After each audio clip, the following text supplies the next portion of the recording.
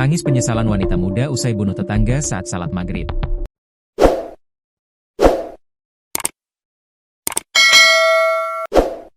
Setelah melakukan pembunuhan terhadap wanita lansia inisial N, 59, di Cisarua, Bogor, pelaku inisial Naf, 32, akhirnya diamankan polisi di kediamannya. Saat digiring oleh kepolisian Polres Bogor dan dikenai hukuman, Naf menangis menyesali perbuatannya. Bahkan ibu rumah tangga berambut pirang itu menunduk dan menutupi wajahnya dari sorotan kamera awak media.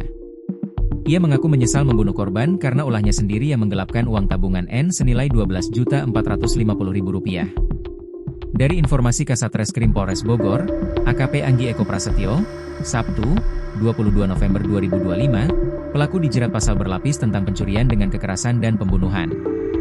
Ia disangkakan pasal 365 ayat 3 dan atau 338, dan atau 351 ayat 3 dengan ancaman hukuman 15 tahun penjara.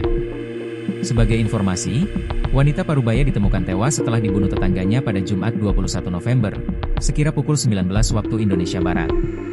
Korban inisial N dan pelaku inisial Naf berjenis kelamin perempuan dan sama-sama tinggal di Kampung Parigi.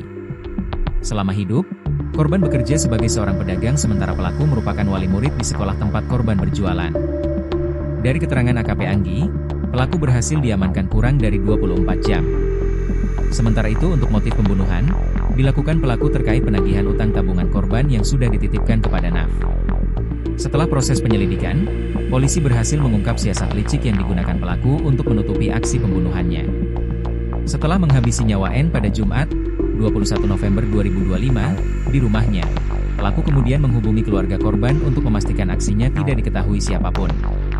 Pasalnya, selepas melakukan aksi kejinya, korban ditinggalkan begitu saja di dalam rumah, dan hanya ditutup sarung dalam kondisi bersimbah darah. AKP Anggi Eko Prasetyo mengatakan pada Sabtu 22 November, setelah mengambil handphone milik N, pelaku lalu menghubungi anak korban.